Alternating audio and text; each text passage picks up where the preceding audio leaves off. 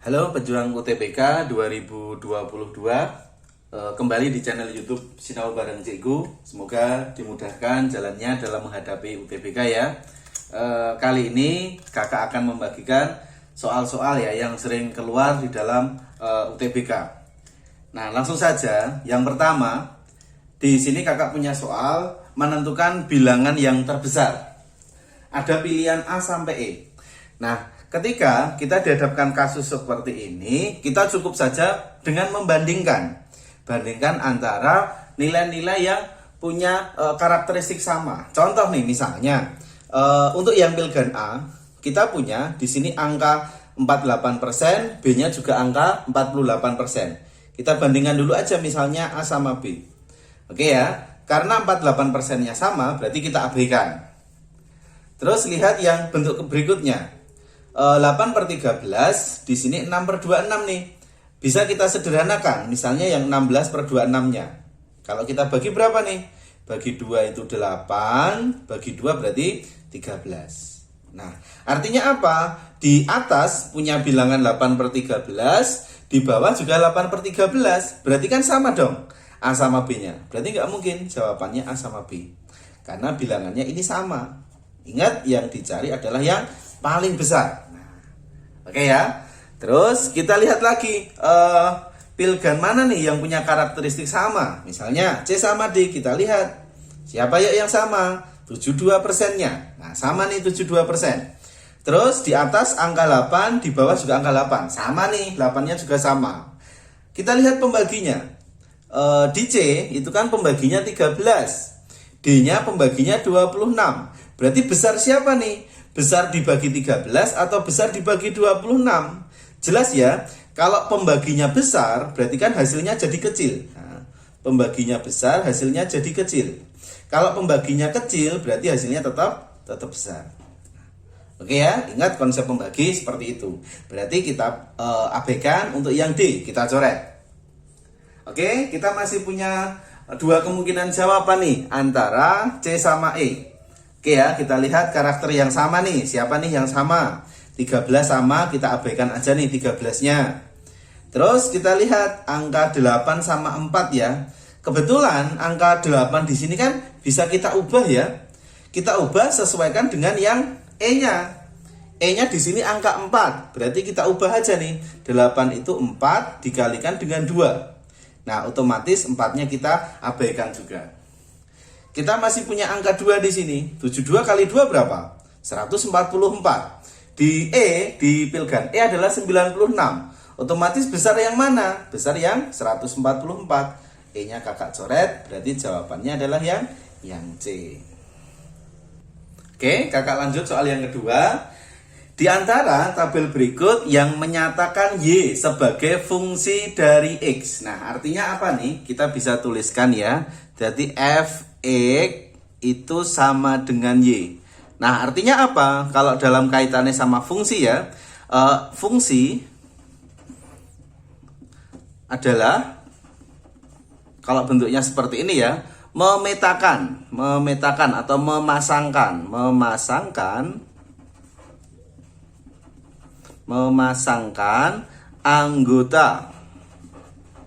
anggota yang kiri berarti siapa? Berarti kan anggota X-nya ya. Memasangkan anggota X dengan tepat satu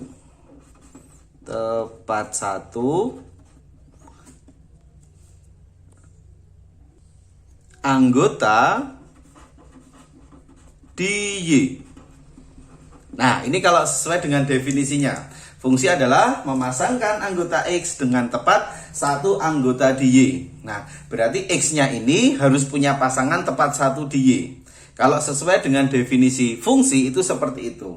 Tapi kalau kita gunakan pemahaman lain yang mungkin lebih mudah, kalau kakak biasanya gini, fungsi itu artinya, fungsi itu bisa kita katakan setia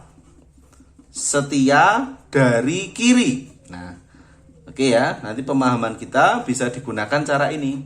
Fungsi artinya setia dari kiri. Setia itu apa? Pasangannya harus tunggal. Nah, coba ya, langsung kita kaitkan aja sama yang di pilgannya saja. Oke ya, kita lihat setia dari kiri. Berarti yang dilihat cukup kirinya saja. Oke, dilihat kirinya, perhatikan yang X-nya di sini. Min 1, 0, 2, min 1, 3. Ada nggak yang di sini punya unsur yang kembar? Nah, min 1. Min 1 pasangannya 0, min 1 pasangannya 2. Kan selingkuh nih. Nah, berarti nggak boleh. Nah, ini bukan fungsi. Salah. Oke ya, prinsipnya seperti itu. Coba kita cek yang B. 2, 0, 1, min 1, 3. Ada nggak yang disebutkan berulang? Oh, nggak ada. Berarti ini fungsinya. Nah, seperti itu. Kalau misalnya pengen ngecek yang C juga bisa nih.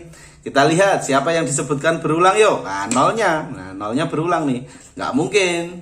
Terus yang ini, siapa nih yang berulang? Min 1, nggak mungkin. Nah, siapa nih yang berulang? Ada nggak yang berulang? Ya, yang berulang adalah 3-nya. Nggak mungkin.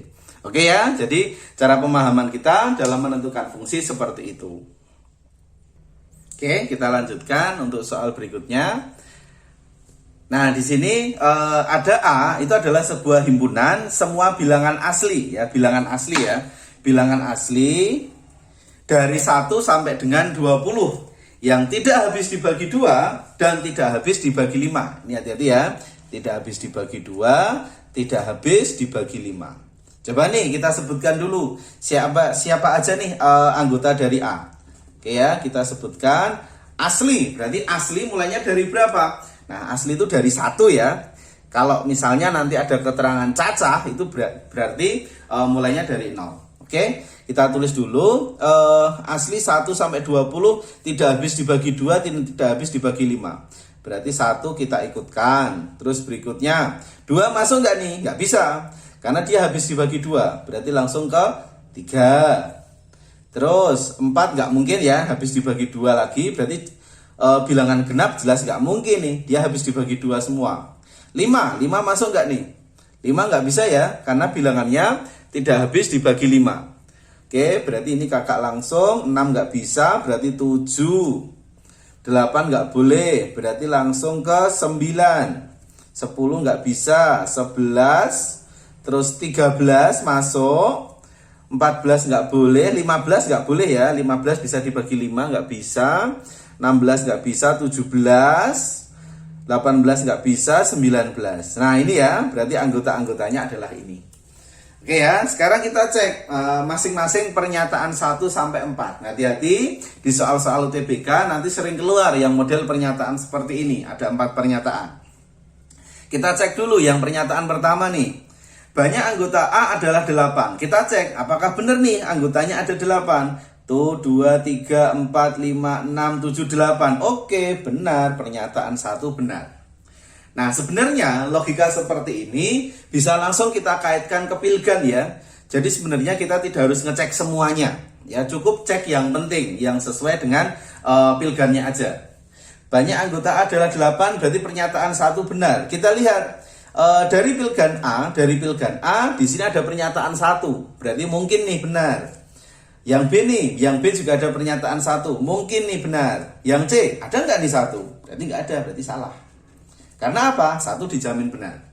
Terus 4 kan di sini kan 4 benar. Berarti kan 1 nggak ada, berarti salah. Nah, semua benar, berarti di sini ada nih pernyataan 1. Oke ya, kita berarti sudah menghilangkan pilgan C sama D. Kita sudah mengeliminasi itu. Sekarang kita cek nih pernyataan yang kedua. Jumlah semua bilangan di A adalah 80. Apakah benar nih? Jumlah semua bilangan adalah 80. Kita cek.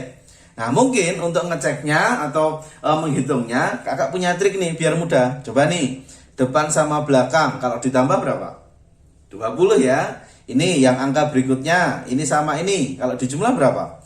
20 lagi. Yang ini 20 lagi. Yang ini. Nah, 20. Oke ya. Jadi pasangan-pasangan angka 20 ada sebanyak berapa? 1, 2, 3, sama 4. Berarti kan 4 kali 20 ya, jumlahnya adalah 80. Cocok nggak nih? Cocok. Oke ya, pernyataan 2-nya benar juga nih. Pernyataan 2 benar, kita langsung lihat pilgannya. Ada pernyataan 2, berarti benar. Nah ini, berarti yang pernyataan 1, 3, karena nggak ada 2, berarti dia salah. Di sini semua benar. Berarti 2 bisa masuk nih ya. Oke, 2 masuk. Nah, yang pernyataan 3, jadi hati-hati ya, besok antisipasi ketika ada kasus seperti ini, pernyataan 3 tidak usah dicek ya, karena dia selalu berkaitan dengan pernyataan 1. Nah, berarti 3 nggak usah dicek, langsung saja. Oke ya, untuk hemat waktu, jadi saya biasanya langsung lihat pernyataan keempat. Anggota terbesar A adalah 19, kita lihat, benar nggak nih? Anggota terbesarnya 19, cocok. Nah, ini cocok, benar. Oke ya, pernyataan 4 benar. Ada nggak nih pernyataan 4? Nggak ada. Berarti coret. Nah, berarti jawabannya adalah yang E. Semua pilihan benar. Oke, soal berikutnya nomor 4. Nah, data 5 bilangan asli. Nah, bilangan asli sering muncul ya. Bilangan asli memiliki sifat hanya 8 yang muncul lebih dari sekali, 9-nya median, dan rata-ratanya adalah 10. Oke ya. Kita bisa cek dulu polanya seperti ini. Kita punya 5 kemungkinan bilangan. 1, 2, 3, 4, 5. Oke ya. Nah, hanya 8 muncul yang lebih dari sekali. Kita nggak tahu ya posisi 8-nya di mana. Kita abaikan dulu kalimat ini. Terus yang kita lihat yang kalimat berikutnya. 9 adalah median. Berarti di mana sih letaknya angka 9 persis? Nah, median kan tengah-tengah ya. Ini kan sebagai median. Berarti dipastikan ini angka 9. Pasti ya. Oke, di situ angka 9. Terus coba nih kita kembali ke kalimat sebelumnya tadi ya. Hanya 8 yang muncul lebih dari sekali. Oke ya, berarti angka 8 logikanya kalau dalam penulisan bilangan harus urut kecil ke besar. Berarti dimungkinkan angka 8-nya kan di sini. Nah, karena 8 itu lebih dari sekali, berarti 8-nya ada 2 nih. Oke ya, 8 sini 8. Sini sudah 9, otomatis ini nggak boleh 8 lagi. Paham ya? Kecil ke besar, itu aturannya. Terus berikutnya, rata-rata 5 bilangan adalah 10. Berarti kita nggak bisa nih menuliskan angka 10-nya di mana. Kita misalkan aja ini X, kita misalkan ini Y. Oke ya, berarti bisa kita tuliskan dulu rata-rata. Rumusnya adalah apa nih? Dijumlahkan ya, 8 tambah 8, 16, 16 tambahkan 9, berarti 25. Ditambah X, ditambah Y, dibagi dengan 5. Oke, terus X barnya tadi berapa nih? X barnya adalah 10, rata-ratanya adalah 10, sama dengan 25 ditambah X ditambah Y, dibagi dengan 5. Oke, kita bisa kalikan silang nih. 10 kali 5 berarti 50 sama dengan 25 ditambah X plus Y. Kita pindah ruas saja nih angka 25-nya. Pindahkan ke kiri berarti dikurang ya. 50 kurangi 25 berarti 25 sama dengan X ditambah Y. Nah, X sama Y-nya itu apa nih? X sama Y-nya adalah angka setelahnya 9. 9 boleh nggak nih?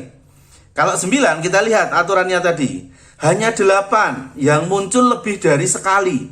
Nah, berarti logikanya boleh nggak X-nya di sini saya kasih angka 9? Nah, nggak boleh ya, karena kalau gitu 9-nya nanti munculnya 2 kali. Kan aturannya tadi jelas, hanya 8 yang muncul lebih dari sekali. Berarti logikanya X-nya nanti harus kita ambil berapa? Setelahnya 9, oke, harus 10. Ya, jadi paling dekat dengan angka 9 yaitu adalah 10. Otomatis Y-nya berapa nih? Kalau X-nya udah 10, berarti Y-nya harus kita ambil adalah 15. Nah, ini 15. Oke ya, berarti di sini tadi kita dapatkan X-nya adalah 10 dan Y-nya adalah 15. Oke ya, coba nih kita lihat keterangan di ini P sama Q-nya. P adalah data terbesar yang mungkin. Berarti yang terbesar siapa nih? Kita bandingkan 8, 8, 9, 10, 15. Berarti P-nya adalah 15. Kita punya P-nya 15 di sini aja ya. P-nya sama dengan 15. Q-nya adalah 12. Kita bandingkan. Berarti kesimpulannya apa nih? Yang paling besar adalah P lebih dari Q. Oke ya, berarti jawabannya adalah yang A. Oke, cukup sekian dulu ya video kali ini dari kakak. Semoga bermanfaat. Dan jangan lupa like, share, dan subscribe video kakak biar kakak lebih semangat lagi dalam membuatkan video-video berikutnya. Dan sukses selalu buat adik-adik semuanya.